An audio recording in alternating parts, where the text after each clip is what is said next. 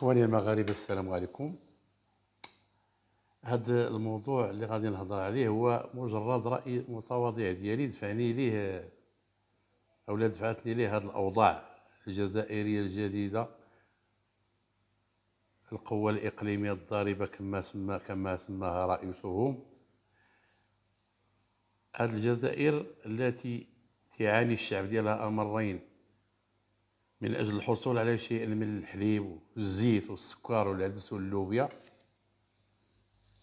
وبطاطا وكاع، يعني أي حاجة مادة غذائية مساكن غير كيجريو هاد الناس وراها لعل وعسى يظفروا بواحد الكيلو، واحد نص كيلو ديال هاد المعدمين في الأرض اللي هما كأفراد ما كاينينش غير في الجزائر بوحدها، ولكن موجودين حتى في البلدان المتقدمة. لكن ملي تيكتسي هذا الأمر، هذا العذاب، طبعا الجماعات والأمر يصبح مقلقا.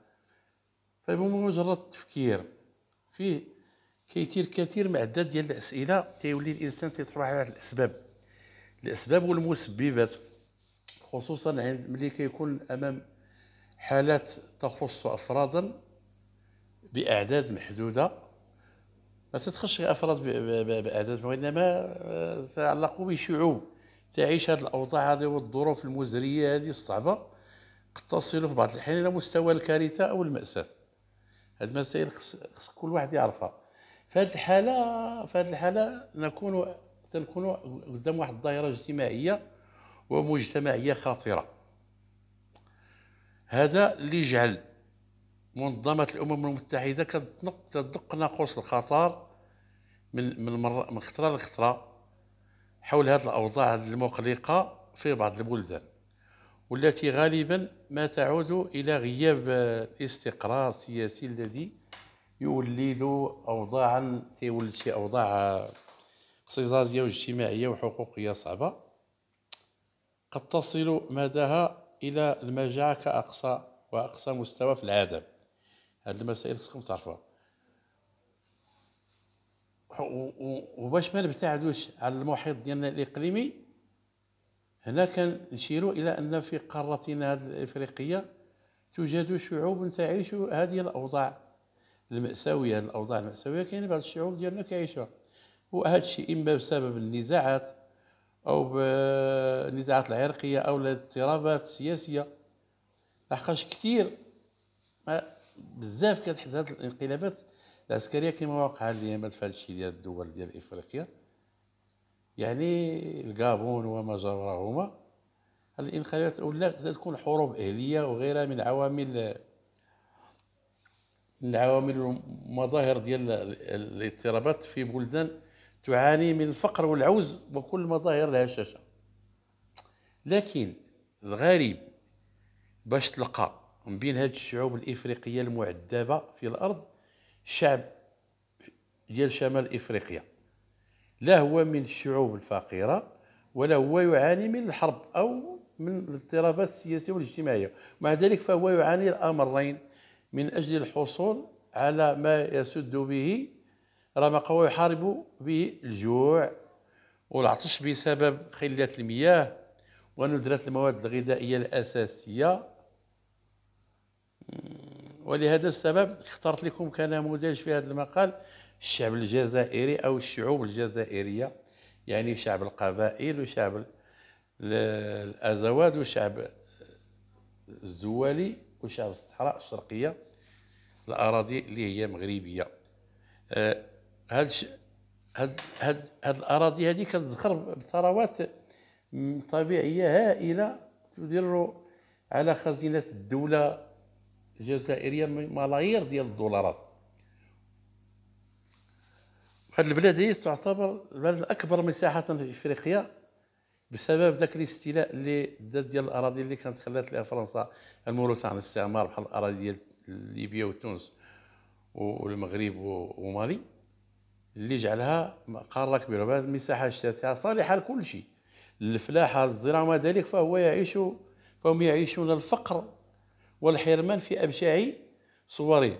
هذا الشيء اللي كنشوفوا اليوم في الجزائر من طوابير لا متناهية اللي كتبدا تقريبا منذ الفجر وتنتهي حتى الساعة 12 ليلا.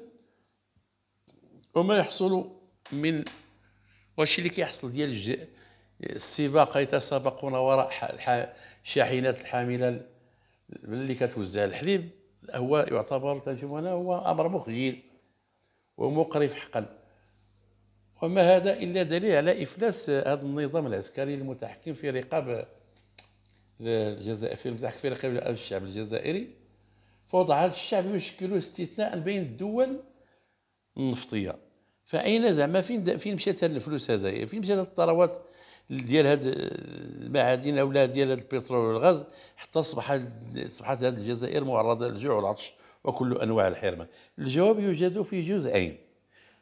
كاين واحد الجزء في تندوف اللي كتقيم في اللي صنعوا فيها هاد اللي سماوها هما الجمهورية العربية الصحراوية الديمقراطية المزعومة، لا اللي تيوكلوها ويشربوها منذ 50 سنة على حساب الشعب الجزائري. والنظام العسكري يسلحوا ويمولوا هاد الميليشيات ديال البوليزاريو باش يضربوا المصالح ديال المغرب ويزعزعوا الاستقرار ديالو. وبالمناسبة لأنه هما اللي كيخلصوا يديون من الرواتب ديال القيادات ديالهم، هاد القيادات الوهمية، من داك السي بن خربوش ولا بن بطوش، داك الموسخ بن بطوش اش غادي نقول لكم، ودوك البعثات والوزراء والبعثات الدبلوماسية وغير ذلك من المؤسسات الوهمية المدنية والعسكرية. هذا فضلا عن الدبلوماسية أو فضلا عن دبلوماسية الشيكات والهبات اللي كتفرقها دولة النظام الجزائري بسخاء على كل من واحد تيعتبر بالجمهورية الوهمية جمهورية الخيام والغبرة والعجاج، وما تنساوش حتى الجمل مجملين بزاف هما. أما الجزء الآخر الجواب ديالو على السؤال، الجواب ديالو هو كيتوجد في هذا الشيء ديال العقارات والحسابات البنكية ديال الجنرالات والمسؤولين اللي داو هاد الفلوس للشعب، يعني هاد المسؤولين الكبار بالخارج. فهؤلاء كيبدروا ويبدرون وينهبون ثروات الشعب الجزائري بشتى السبل. ولاو صنعوا من هذه الجزائر اللي هي الغنية بثرواتها المتنوعة، خلاوها متأخرة في كل شيء. الجزائر العاصمة ديال تصنفت في مقدمة المدن الأسواق في العالم، وهي تحت المرتبة الثالثة. وهنا راه كيتذكر الجمهور ديالنا اللي كان مشى يتابع دوك المقابلات الرياضية في اللي كانت قامت في المدن الجزائرية. هنا قالوا لنا بأنه شرحوا لنا مدى رداءة وسائل النقل والتجهيزات الرياضية والبنيات التحتية وغيرها. لا طواليطات لا وطيلات، كل شيء موسخ، وطيلات عامرة، الطواليطات خانزين عامرين. ايش هذا الشيء ما الشعب ولا.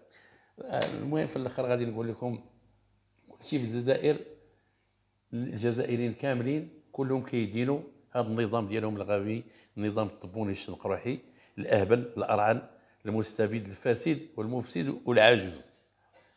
لقد افقروا البلاد وجعلوا شعبها تيقضي ساعات طوال في طوابير لا متناهية من أجل الحصول على شكارة ديال الحليب ولا بيلو ديال الزيت ولا كيلو ديال العدس واللوبيا ولا بطاطا والبصلة وغيرها من المواد الاستهلاكية الضرورية. أليس في هذا تعذيب مادي ونفسي للمواطن الجزائري؟ أليس من العار أن يكون الحد الأدنى للأجر في الجزائر الغنية أقل بكثير من البلدان التي لا تملك لا بترول ولا غاز؟ ألا تدل القيمة المتدنية للدينار الجزائري على ضعف اقتصاد البلاد رغم غناها؟ هذا كل ما يمكن أن أقول. السلام عليكم إخواني. أريد ردا على هذه الأجوبة، وخرى معروف الأجوبة، والسلام عليكم.